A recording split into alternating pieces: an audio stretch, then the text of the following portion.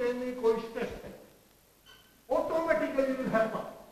आप सुबह उठते हो, आप 10 बार सोचोगे उठा नहीं जाएगा आलस से, लेकिन अगर वो चीज यहाँ पहुंच गई कि आपका उठना है, तो आप ऐसे उठोगे, उसकी वजह से उठोगे। मतलब जो काम करना है वो आपका जिस दिन सबकॉन्शियस माइंड का हिस्सा बन गया, आपको उसके लिए कोई विशेष एफर्ट करने की जरूरत नहीं, it will go automatically, it will go automatically, right. It means अगर हमारे पास कोई ऐसी युक्ति, ऐसी कला, ऐसा कोई ट्रिक हो कि हम जो चाहते हैं चेंज अपने अंदर, कुछ बैड हैबिट्स को छोड़ना चाहते हैं, कुछ अच्छी हैबिट्स को डालना चाहते हैं, कुछ संकल्प लेना चाहते हैं, कुछ जो अपने विश्वास हमने बनाए हुए हैं, बिलीफ सिस्टम, उनको चेंज करना चाहते हैं, क्या वो किया जा सकता है? एग्जैक्टली किया जा सकता है अगर हम अपने सबकॉन्शियस माइंड और कॉन्शियस माइंड को अच्छी तरह से, ये कैसे काम करता है ये समझ लें और उसमें कैसे डेटा ट्रांसफर होता है ये समझ लें, तो बहुत आसानी से ये काम हो जाता है। वो कैसे? 4 कंडीशन है, 4, जिन कंडीशन में हमारा डेटा सबकॉन्शियस माइंड से कॉन्शियस माइंड में जाता है। There are 4 stage, 4 situation. क्या? नंबर 1, कोई भी बात बोलेंगे पहले वो कॉन्शियस माइंड एनालाइज करेगा उसको कि ये ऐसा है कि नहीं है, ये झूठ है कि सच है, ये हो सकती है कि नहीं हो सकती है, राइट। और उसका डेटा इधर से उठाएगा पीछे कोई, और तब उसका डिसीजन लेगा। अगर इसको डेटा मिल गया और इसने एक्सेप्ट कर लिया कि यस इट इज देयर, चाहे ये गलत एक्सेप्ट कर लिया या सही एक्सेप्ट कर लिया, that not a matter, but accept कर लिया, तो डेटा यहां से सबकॉन्शियस माइंड में पास हो गया। अब वो आपका बिलीव सिस्टम बन गया। अब वो आपको ड्राइव करेगा, जब जब भी उसकी जरूरत आएगी वो ड्राइव उसके अकॉर्डिंग ही करेंगे आप, राइट। पहली स्टेज कि इसने एक्सेप्टेंस दे दी, कॉन्शियस माइंड ने एक्सेप्टेंस दे दी।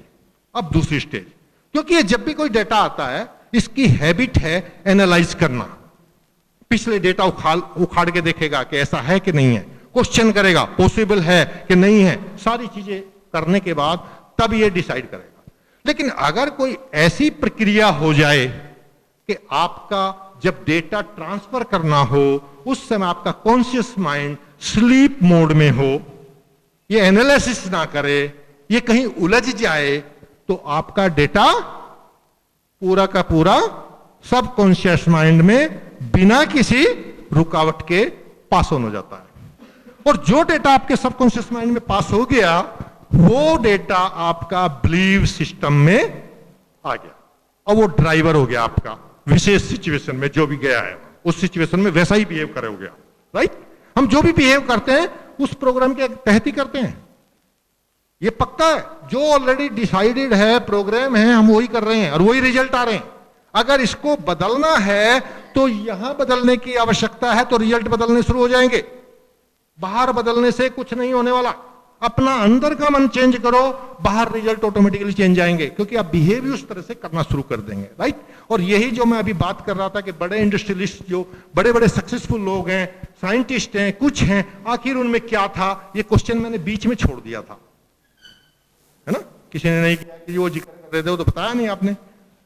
उनका अपने सबकॉन्शियस माइंड की प्रणाली को समझना, उसमें कैसे डेटा जाता है, कैसे जाता है, सारा उनको मालूम होता है। चाहे वो पूरी साइंस को जानते हो या ना जानते हो सकता है अनजाने में ही जानते हो, उस कार्य को वैसे ही कर रहे हो, जाने अनजाने में ही कर रहे हो, लेकिन रीजन यही है। क्यों? क्योंकि यहां चीज आने के बाद बहुत सहज हो जाती है, आप बहुत कैपेबल हो जाते हैं, कुछ भी कर सकते हैं, ये पावर आपके अंदर आ जाती है, राइट। तो एक डाटा ट्रांसफर जब इसने लॉजिक ने किया, ठीक, एक्सेप्ट कर लिया। दूसरा, जब ये लॉजिक ना करे, वो लॉजिक ना करे, 3 स्टेज है उस लॉजिक ना करने की। या तो बहुत इमोशनल स्टेज है, कोई ऐसा मोमेंट है जब आप इमोशनल हो रहे हैं, राइट, उस समय ये लॉजिक नहीं लगाता।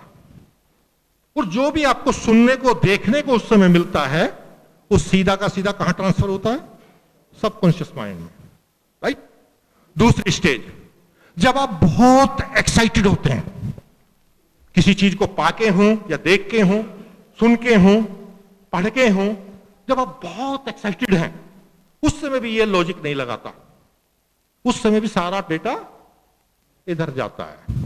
ठीक, ये 3 तो नेचुरल स्टेज हैं कि या तो ये एक्सेप्ट कर ले, या आप इमोशनल हो जाएं, किसी भी काम में इमोशनल हो जाएं, आप जरा सीरियस होके जरा पढ़ाई करें, आज तो मैं पढ़ूंगा ही, आज मैं सीरियस हो गया, तो डेफिनेटली आपका वो डाटा इधर गया और आप पढ़ते रहेंगे आराम से सीरियस। जब इधर पहुंच गई चीज, क्वेश्चन नहीं हुआ तो काम हो गया। तो ये 3 तो नेचुरल हैं जिनके ऊपर हमारा बस बहुत ज्यादा नहीं चल पाता है ना। जैसे चौथी स्टेज आती है कि जब हम बार बार बार बार बार बार स्ट्राइक करते हैं, एक चीज को रिपीटेडली करते हैं 10 बार 20 बार 30 बार, तो उस समय ये कहता यार पता नहीं ये क्या हो रहा, लेट इट बी, होने दो, चलो छोड़ो। कॉन्शियस माइंड पास ऑन कर देता है उस चीज को। और वो स्टेज थी आपकी ड्राइविंग सीखने की, कि आप लगे रहे लगे रहे लगे रहे, गलती भी करते लगे रहे, रिपीटेडली करते रहे, तो ये डेटा आपका 20 दिन में, महीने में, 2 महीने में, 4 महीने में इधर आ गया और वो चीज आपकी सबकॉन्शियस माइंड का हिस्सा बन गई। ऐसी बहुत सारी चीज आपने सीखी है, कोई डांस सीखता है, कोई सिंगिंग सीखता है, कोई कुछ सीखता है, बहुत सारी कलाएं सीखता है, वो इसी प्रोसीजर बार बार, जो अभ्यास कहते हैं ना, बार बार प्रैक्टिस करो, बार बार प्रैक्टिस करो, बार बार अभ्यास करो, बोल के अभ्यास करो, गा के अभ्यास करो। दैट इज द रीजन कि बार बार करने से, रिपीटेडली करने से ये कहीं ना कहीं किसी ना किसी कोने पे, जब ये कहीं बार निष्क्रिय होता है, एनालिसिस नहीं करता, उस समय डाटा उधर गया और आपका काम हो गया। लेकिन ये सारे बाई चांस है, या रिपीटेडली मेहनत करना, बहुत ही परसिस्टेंस जिसमें है किसी काम को करने की, वो कर पाते हैं। राइट, लगातार जुनून है तो रिपीटेडली करते जा रहे हैं। लेकिन मोस्ट ऑफ द केसेस में ये संभव नहीं हो पाता। अब क्या किया जाए? क्या कोई और टेक्निक है? यस, दैट इज व्हाई हम इतना समय आप लोगों का लिया, ये वीडियो क्लिप दिखाई और अपनी ट्रेनिंग का इसे विशेष रूप से हिस्सा बनाया। उसका यही रीजन है कि there is a technique, very simple technique, और हमारे एंसेस्टर करते आ रहे हैं उसे जाने अनजाने में, लेकिन हम उससे अवेयर नहीं है। ना हमारी वो शिक्षा प्रणाली में है कहीं, ना कहीं स्कूल कॉलेजेस में सिखाई जाती, ना कहीं इंस्टीट्यूशन में सिखाई जाती, ना कोई अन्य कोई दूसरी संस्था ऐसी है कि उसे आके आपको सिखा दे। लेकिन ऐसी पद्धति, ऐसी कला है कि उस पद्धति से जो चाहे, जब चाहे, जैसा चाहे, आप डेटा अपने सबकॉन्शियस माइंड में पास ऑन कर सकते हैं। कैसी न्यूज है? कैसी न्यूज है? इतना बड़ा पावरफुल फील्ड हमारे कंट्रोल में है, ये हमें पता लग गया और हम चाहें तो इससे मनचाहे रिजल्ट ले सकते हैं, अपनी कामयाबी पा सकते हैं, अपनी बहुत सारी साइकोसोमेटिक डिसीज को कंट्रोल कर सकते हैं। तो छोटी मोटी न्यूज नहीं ये। कैसे होगा? Yes, very simple, very very simple. अगर सबसे सिंपल है तो यही है। वैसे कैसे? Yes, it is there. जब हम मेडिटेशन करते हैं, क्या करते हैं? मेडिटेशन। उस मेडिटेशन में कुछ और नहीं होता, बस हमारा कॉन्शियस माइंड ही धीरे धीरे स्लो होता है, थिंकिंग, सोचने की प्रक्रिया धीरे होती जाती है, धीरे होती जाती है, और ये डोरमेंट स्थिति में, थोड़ा सा निष्क्रिय स्थिति में आ जाता है, स्लीप हो जाता है ये। राइट? जब हम मेडिटेशन करते हैं, मेडिटेशन को बहुत दिन तक मैं भी कुछ और समझता रहा कि शायद ये भगवान से मिलाने का रास्ता है, ये रास्ता है, वो रास्ता है वो भी, बट ऐसा नहीं है कि वही उसका एडवांटेज है। इस meditation is a exercise of your brain. इस ब्रेन को कंट्रोल करने के लिए एक्सरसाइज अगर कोई है तो वो है मेडिटेशन। जब हम मेडिटेशन करते हैं तो हम अपने थिंकिंग प्रोसेस को कंट्रोल में करने का अभ्यास करते हैं। राइट?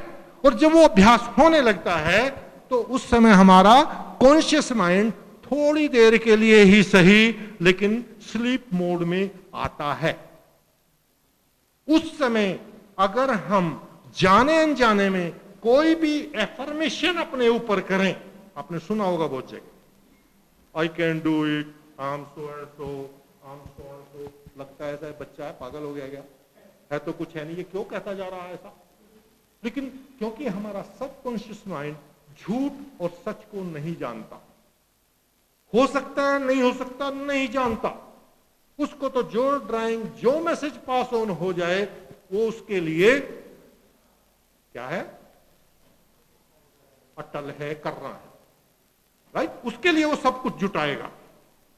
तो जब हम मेडिटेटिव स्टेट में होते हैं, हमारा कॉन्शियस माइंड एनालिसिस करना बंद कर देता है, और उस समय अगर हम कुछ एफर्मेशन कर लें, सच्चे दिल से विजुअलाइज करते हुए, ट्रुथ मानते हुए उस चीज को, और वो एफर्मेशन वो कर लें जो हमें चाहिए, या वो कर लें जो हमें अपनी लाइफ से चीजें हटानी है, तो वो सारे चुटकी बनाने में आप 10-20 बार जरा करके देखिएगा, आपकी लाइफ बदलती शुरू हो जाएगी। आप जिस काम को आज तक ये कहते आए हैं कि ये नहीं हो सकता, आप जरा 25 बार एफर्मेशन मेडिटेटिव स्टेट में आके करिएगा, I can do it, I can do it. आप मायरेकल की तरह से आप हैरान हो जाएंगे कि सारे वो चीजें, आपकी परिस्थिति ऐसी बननी शुरू हो जाएगी, और आप ऑटोमेटिकली उधर इंटरेस्ट लेना शुरू कर देंगे, और आप वो सारे कार्य अपने आप करना शुरू कर देंगे जिसके लिए आप स्ट्रगल कर रहे थे, right? It happens many time. कोई हैबिट छोड़नी है, कोई हैबिट लानी है, बहुत सारी हैबिट्स, यही चीज है हमारी स्ट्रगल, और कुछ नहीं है। कुछ चीज करने की हैं जो हम नहीं करते, और कुछ नहीं करने की हैं जो हम करते हैं। This is the only barrier in our success. अगर ये बदल जाएं, जो करने की चीज है वो करने लगें, जो ना करने की चीज है उनसे छुटकारा पा लें, तो हमारा काम आसान हो गया। और यही प्रक्रिया हम इस जो आपको फिल्म दिखाई है, इसमें यही कोर्स करते हैं। ये आपने बीच में देखा होगा, ट्राई पारुलेक्स फायर फाइटिंग का काम कर रही, ये बीच में डिवाइन टच कहां से आके घुस गया? जरूर क्वेश्चन आया होगा मन। ये डिवाइन टच कुछ नहीं है, डिवाइन टच केवल आप जैसे बच्चों का, जो हमारा कल का भविष्य है, हम ये अपने लेवल पे पूरा प्रयास कर रहे हैं कि उन्हें मेंटल तौर पे चेंज किया जाए।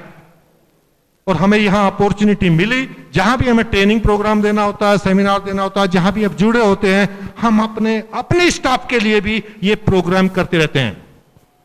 और यही प्रोग्राम हम आपकी इस ट्रेनिंग का तीसरा मोस्ट इंपोर्टेंट हिस्सा रखेंगे।